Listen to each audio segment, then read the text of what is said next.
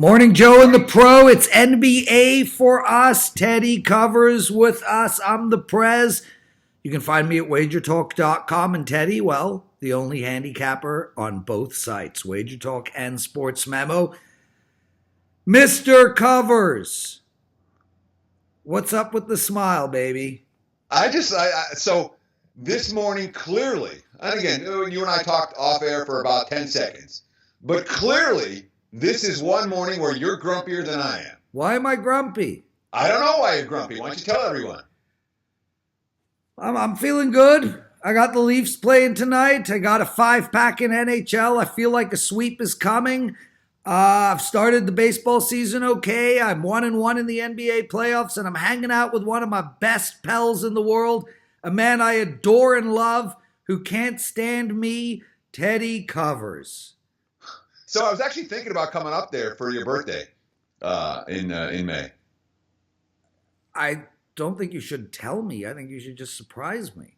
Well, no, I'll stay at your house. Well, Teddy, I would love nothing more than for you to be here. It would be an honor and privilege to have you at my 50th birthday party. I can't believe I'm going to be 50, bro. It happened to me. The same thing happened at 40. The same thing happened at 30 was a freak out one for me. Because that's when you're like, okay, I was young, and now I'm not young anymore. 29 was actually the one that, my entire 29. That's how I moved to Vegas. When I was 29, I'm like, I got to do something. And then I moved out here that next year. So 50 for me is that. I'm already old. Are you worried about it? 30 and 40 were easy for me. 50 is hard to swallow, brother. Yeah. I mean, it's my mother has a great statement, and that is, what's the alternative? Sure. So you just get old, and the problem I'm having, Teddy, is that I don't see this 50-year-old in the mirror. I played poker on Friday night with a guy sitting on my left. I told him it was my 50th birthday in a month. He said he's turning 50 in a few days. I looked at him, and I almost passed out. I'm in the hockey dressing room with a bunch of 50-year-olds. They've got gray pubes. I am baffled. Yeah, my pubes are still mostly dark. Huh? You have pubes? Yeah. No. Are we even going to have this conversation right now? The strangest thing is we kind of talked a little bit about the manscaping on Puck Time today. Speaking of which, I just went to the drugstore to get some gel for the hair. There was a whole section for beards. Literally. An entire section of product for beards. Right. When the hell did that happen? Over the last, in the time between when you turn 20 and the time you turn 50. Yeah, over the last 30 years. It's amazing to me, but yeah, I can't believe I'm almost there. Anyway, lots to talk about, brother. Let's start with your 5% play in baseball tonight up at WagerTalk.com and at SportsMemo.com. And I don't know if you know this, Teddy.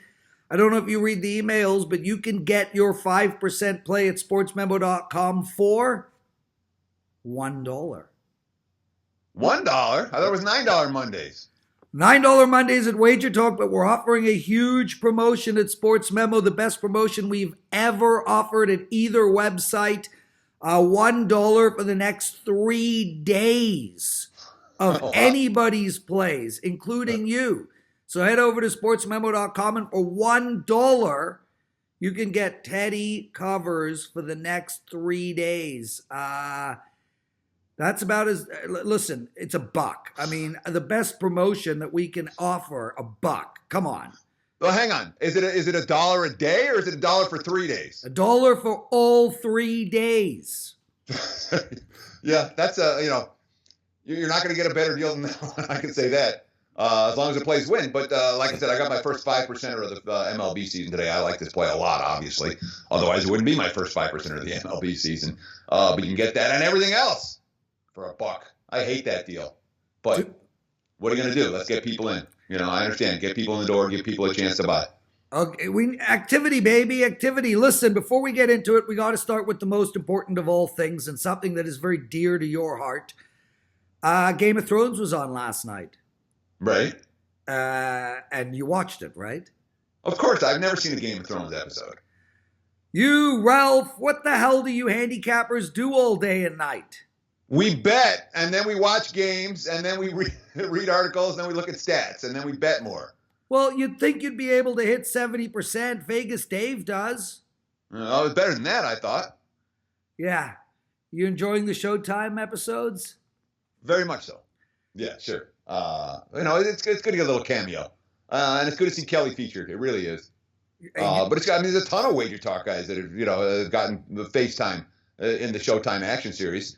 And I thought it's really, look, in terms of how they edited it and how they cut it, I thought it was very reasonable. They're not trying to screw anyone. They're not trying to bump up anyone. They're trying to tell it how it is. And I appreciate that because you can see stuff edited. I've had stuff edited that doesn't look pretty after the fact. Yeah, and we're talking about Kelly. We've got Kelly signed, sealed, and ready to go for the next 5 years.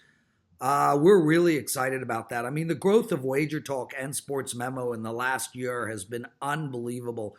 I mean, we're becoming a dominant player in the space, and there's a lot more to come, Teddy. And now we've locked Kelly in. You're with us for the next 5 years. I'm never going anywhere. There's just so much to be excited about at both Wager Talk and Sports Memo. Yeah, I've been at Sports Memo for a lot longer than 5. I've been at Sports Memo since the site was created. So I would be very surprised if I go anywhere else after 5 years is done. But I mean, that's been a site I've been associated with, and Teddy Covers and Sports Memo have been the hand in hand for 15, 20 years. That was now. So yeah, I'm not going anywhere. But I'm trying to think what I can make fun of you about. Do you want a second to think? No, it'll take a while. You were on the Raps first game, brother. That didn't go well. Fun. What happened? So what happened? Let's call it 3 factors. All right. One is that the franchise is cursed. That's for sure. There's 2 is that Orlando, the teams that came into the postseason playing balls to the wall to get there. The 2 that stood out were Orlando and Brooklyn, and both those guys won straight up in game 1. So Brooklyn. I thought the Magic, where the fact they've been playing playoff level basketball for the last few weeks really mattered. And the third factor is Kyle Lowry. I mean, it's a new coach. DeRozan's out of town. It's not the same choke job, guys. You bring in Marc Gasol. He's supposed to be the veteran. You bring in Kawhi Leonard. That's fun. It's Kyle Lowry. You don't need a shot. 0 points in game 1, but Brooklyn looked really good, brother. Well, they hit shots. What? I said they hit shots, and the Sixers were 3 of 25 in three-point range. Of course, you're going to look good when you're hitting threes and your opponent isn't. Yeah, well, do we get value on Philly tonight? They're -8. They're playing Brooklyn, and they're really in must-win mode. They don't want to be down 0-2 going into Brooklyn. Can they win? Can they cover? The over and under 226. What do you like in this game? So let's start with this. I got to play up for sale on this game right now. Sports Memo and Wager Talk. So you can get that for $1 as well as everything else that I'm going. So should I hold off or should I tell them what I bet? Just tell them, Teddy. We only have 2 games on the tap, and we got to make these videos watchable.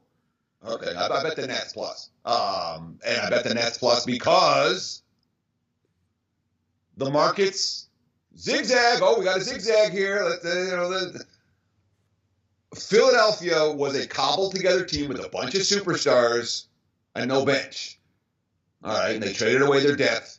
And then their best players hurt in Embiid. The heart and soul of the team is hurt. So you have a team that's not 100%, a team that's top heavy, and they're playing against a team that, who's the pressure on tonight? I'll just put it that way. Ain't no pressure on Brooklyn tonight. Ain't no pressure on Brooklyn. I don't know what happened. No sunshine when she's gone? Is that what that's supposed to be? The fact that you actually got my melody is impressive for me. Well, the only reason I know that is because that was one of Isaac's drum songs, so I heard it about 8,000 times. He learned how to drum that song. Oh, your boy's playing drums? Yeah, he's been playing drums since he was 1. Send me a video. Seen his videos? Send me a video.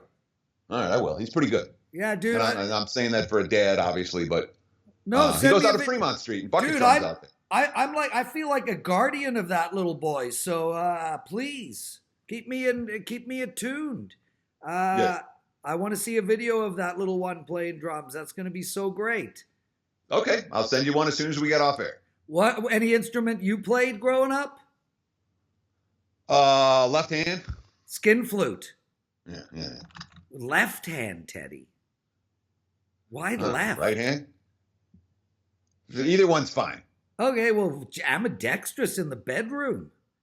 Yeah, when I was 9 and 12, or not 9, but 12 or whatever, sure, Yeah, 9, I'm not thinking.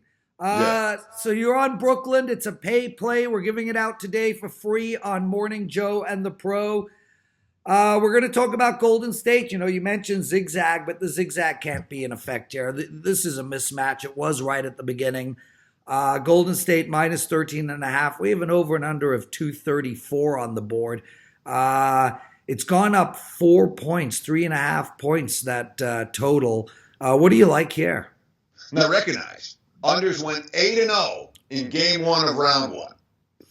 Most of them weren't close. It was a half-point hook. If you had the over in the Houston-Utah game last night, you got hooked. How about I had it? I had the under. Never in doubt. Never. No, minute and change left to go. 1 basket to spare. Couldn't have worked out better. No doubt. 8-0 to the under in game 1 of round 1. And yet, game 2 of round 1, not just a move to the over, a big move to the over this morning. And that wasn't public money. That was a wise guy steam play. So somebody out there likes something when it comes to over for tonight. The Warriors scored 121 points, despite the fact that, A, no one was hitting threes except for Steph. And 2, they turned the ball over 21 times in game 1 against Golden State, against the Clips. So there's a thought process that Golden State has a much better offensive game in them than the one we just saw, even though they shot 49% from the field overall. But the Clips took a little bit of money this morning, too, and I can understand why. If I was going to bet the game, I would look at the Clippers plus the points. We've seen this Warrior team, and we have a legitimate postseason track record for Golden State. We can go back and look. After a game 1 winning cover at home, how did they do game 2s? Not so good. And that was 5 years running where we've seen the Warriors in these spots over and over and over again. And game 2 at home off a game 1 winning cover is not Golden State's spot. And you remember game 1, you said it was from the get-go. Now that score was 51-all with about 3.5 minutes left in the first half. And then the Warriors went on a little flurry right before halftime. I think 16-5 run right before the break. And then, boom, they were up doubles from that point on. But it wasn't, with the exception of that one flurry, I thought the Clips hung. And they made a ton of mistakes. They didn't shoot particularly well. But they didn't get blown off the floor in that contest on a night where the shots weren't falling, and a night where 3 of their 5 starters scored 3 points or less. I would be surprised if the Clips hang around a little bit more tonight, and they did in that first meeting. Golden, I don't know if they're going to win the game, but in this point spread range, I can only look at LA plus as opposed to Golden State minus. Teddy, I want to talk one game tomorrow, and then can you do first pitch tomorrow, brother? Baseball with me. Oh, you're asking me on air? Yeah. So that way I can't say no? Say no. I would love to say no to first pitch. Because when it comes to MLB, my MLB strategy is not main. I don't know. I'm happy to do first pitch to you tomorrow. We'll talk about it then. Okay, brother. Let's talk. Whatever. We'll do it around 10 o'clock Pacific. What was the other question? Let's talk Raps, brother. They came out at -8 in the first game. It got pushed up to -9. They obviously lost outright. Now we have a 10 on the board. I'm looking at this 10 and I'm thinking, wow, Orlando's got to come into this game feeling confident. I think that's a very large number, especially, as you say, for a cursed Toronto Raptor team. Do you have any early thoughts? Have you taken this game apart yet? Yeah, I'm not going to play it. I can tell you, the only way I'm going to look in game 2 is for Toronto, and I'm not laying 10 with the team I just laid 8 with, and they lost the game straight up. I do think there is a legit class difference between these two squads. I do think the Raptors' A game is good enough to win the Eastern Conference. But does that mean I want to lay 10 with them in this zigzag and now they're must win and they've got all the pressure? No. No. Toronto's happy if they win that game by a field goal tomorrow night. And, you worry about Orlando being the non-playoff team, just like the Nets tonight. You worry about them being the team that doesn't have this experience. Now they won the game, and do they exhale going into game 2, especially after the stretch run they had where both teams had to win games. That may get mitigated by the fact that, who's the pressure on? All the pressure's on Toronto. Not only have to win, they have to win by margin. It's the kind of game that I wouldn't be shocked if anything happens. I don't bet in those games. I wouldn't be surprised if the Raptors win by 30, and I wouldn't be shocked if Orlando goes up 2-0. So when I'm that wide, I wouldn't be shocked by. I'm not going to play the game. He's Teddy. I'm the Prez. Morning Joe and the Pro in the bag. Brother, make sure to send me that video of your awesome kid, and we'll see you tomorrow, 10 Eastern, to do first pitch. And remember, we take apart every baseball game on the card that starts after 7 o'clock. It's going to be a fun show. You're going to be miserable as hell.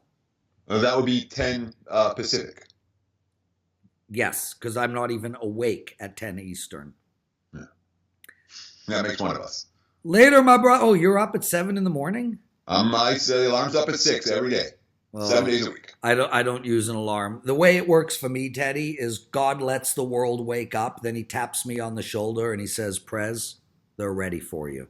Yeah, nice. It's nice to have that kind of relationship with God. Well done. Well, I'd say I'm Jewish, but you are too. You doing anything for Passover? No. And that's the wrap. Teddy, we love you, brother. We'll see you tomorrow for first pitch. Thanks for doing this. Remember, everyone, Teddy's got his first 5-star play up. You can have it for $9 at WagerTalk.com, which we do prefer you buy. Because if you go to SportsMemo.com, you can get it for $1. What a great view. You getting hair in the ears there, old man? Yeah, probably. Yeah, in the ears and the nose, all that. Okay, me too. Let's have a cry and a hug. We're out of here, everyone. See you tomorrow. Thanks, Teddy. You're the best.